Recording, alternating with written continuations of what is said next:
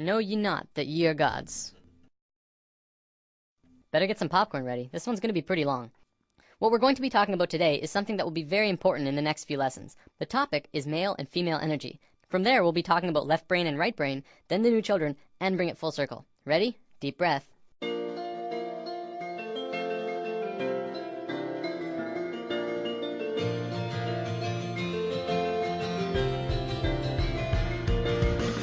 A few weeks ago, we touched upon chakras and how they're at the source of what's affecting your internal systems. What we didn't talk about was the energy flowing within them. Now, there's lots of kinds of energy through and around all of us, and that'll be a future topic later on. Today, I want to talk about two specific energies that can be expressed through this image.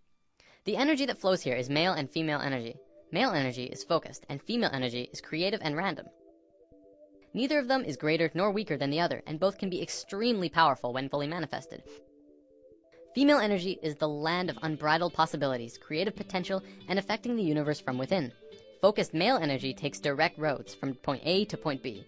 This energy can be as strong as a tank, accomplishing tasks and going where it needs to go with precision and without distraction. The important thing to know about this energy is in how they move. I'm going to use some super basic sacred geometry to demonstrate this. This is the Fibonacci spiral. We're going to be talking a lot more about it when we dive into the topic. For now, all you have to know is that it starts at 1 and flows outward forever in a very specific way and is present in all life everywhere. As male energy flows through the spiral, it goes from base point to point, from here to here, to here to here. It doesn't curve, it just goes straight where it needs to be. Female energy, however, would flow in the actual spiral. It would go around, going in and around outside all of the lines, but still getting to the same or similar results. This is the graphic representation of how it flows, but it also acts in the same way. From this understanding, you can see how we use these energies in our lives. It's the difference between driving straight to work and being on schedule all the time, and taking the scenic route because it's a more pleasant ride, even if it means being late. It's baking a cake strictly by what it says in the cookbook, and putting it together with what just feels right. It's getting that promotion for working the hardest, and getting that promotion for coming up with the best ideas. Here's a relatable example. It's the difference between Inception and Sucker Punch. Both about dreams, but one of them being the masculine story of professional men just doing their no-nonsense work, trying to get the job done, and the other being the feminine story that was creative and random and, according to many, didn't make much sense. Both male and female energy, like the chakras, have their own traits. Male energy is linear, analytical, strategic, and practical. However, when male energy is constricted, it is very blundering and confrontational, and what tends to occur is not seeing all sides of a situation, or not being open to any other possibility other than the one being pursued. You can see a lot of that in today's society. Most commonly, we call it being closed-minded. Female energy, on the other hand, moves in curves. It does not stay inside the lines. It is creativity and movement and expression and emotion. It can do anything and go anywhere, but it has trouble sticking to schedule. If constricted, it can get out of its flow, running rampant between emotions and mood swings and ideas. The creativity could get jumbled and come out as an out-of-control mess. We don't have this widespread issue in today's society, and it has a lot to do with our brain hemispheres. We're going to look at that in a moment. One big difference between the two is that male energy looks at parts and female energy looks at wholes. Before I go on, I want to make this clear. Male and female energy has very little to do with sexual orientation. Like, it's in the mix, but it's not a fundamental part of the energy itself. For example, if you look at the shape of male and female bodies, men have straighter bodies, women have curvier bodies. We'll probably come back to this in a lesson down the road. Okay, brain hemispheres. We have two of them, and if you remember what you learned in grade 10 biology, this will be familiar. The left brain is the male energy side of the brain. It is orderly, statistical, logical, and mathematical.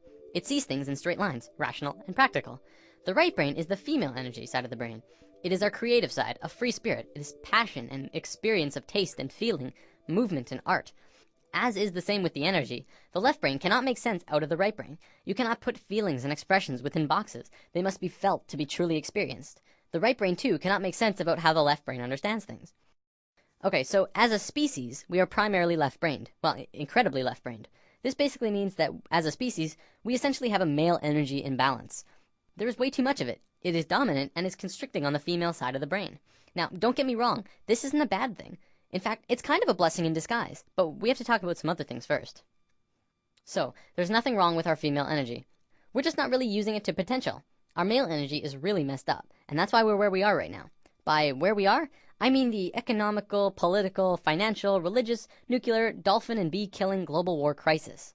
After lesson 1, I touched upon how right now the world is a mess in a myriad of areas. A few people commented saying, well, study the financial crisis, and study the nuclear crisis, and study the political crisis. They're all completely separate issues. And this is how the male energy looks at parts. We're realizing now that it's constricting on our point of view. As a whole, All of these issues together are further proof that we don't understand how to be harmonious because our male energy is out of sync with each other and the planet. So let's look at indigo children and super psychics. There's a new type of children being born on Earth. Since sometime in the 80s, new children started appearing with different or unusual traits. Their numbers began to increase, and today, nearly 100% of all children born in North America are indigo children. So what are these traits? Let's go over a list developed by Jan Yordi, a play therapist who has been studying and working with indigo children for about 4 years now. As we go over the list, see if any of these sound like you. Maybe strong-willed, independent thinkers who prefer to do their own thing rather than comply with authority figures or parents. Have a wisdom and level of awareness and caring beyond their youthful experience. Traditional parenting and discipline strategies don't appear effective with these children. If you try and force an issue, a power struggle is the typical outcome. Energetically, indigos are vibrating at a much higher frequency, so they can get scrambled by negative energy easier.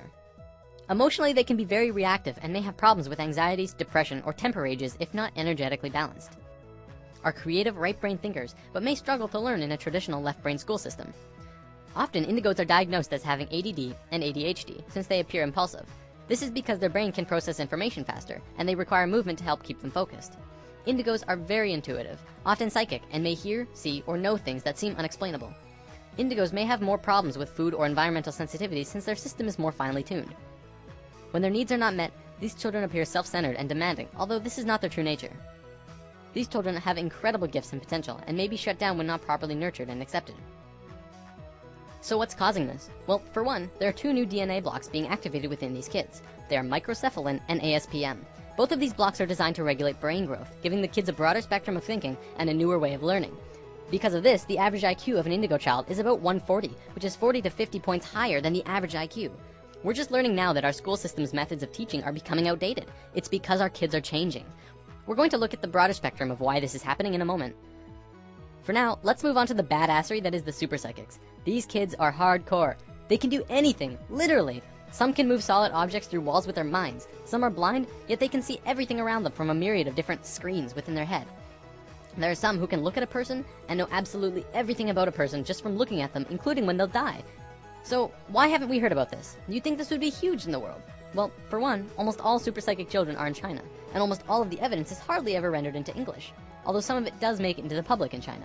If you want to learn more about this, the book China's Super Psychics by Paul Dong and Thomas Raphael is a great starting place. Before we wrap up, we totally have to bring this video full circle. What on earth do the new children have to do with male and female energy? Isn't it obvious? Indigo children are directly connected to our species' male energy, and super psychics to our female. As we grow closer and closer to the peak of the shift, the planet itself is beginning to change. Essentially, this is happening to balance us out. On one half of the world, indigo children are being born. On the other half, super psychics. They are here to help the consciousness of the planet in an incredibly crucial time. There are way more indigo children on the planet than super psychics because it's our male energy that needs to understand. It's through the indigo children and their new way of thinking which is affecting the consciousness of the planet, putting us back onto the harmonious path. As we just learned, to understand things, it takes 2 to tango. You cannot only understand something by reading about it. You need both sides of the brain to click. In the modern world, things like astral projection and channeling aren't really considered science. One of them is exploring different realms outside of the body, and one is communicating with beings of higher consciousness. And yet, because we can only seem to measure it from experience, it doesn't qualify to be legitimate. Because of this left brain constriction, we have lost a major part of what life is about. See, what we have is called polarity consciousness. We see everything in 2 ways, good or bad, hot and cold, right and wrong, religion and science. To once again become harmonious with each other on the planet, we have to learn to understand again from the left brain. When this happens, we can move out of polarity consciousness into unity consciousness, and that's essentially where we're going. That about wraps it up. See you next time. We all suspended in this one moment, a movement spiraling in fractal design, but your mind caught up a linear time. You're too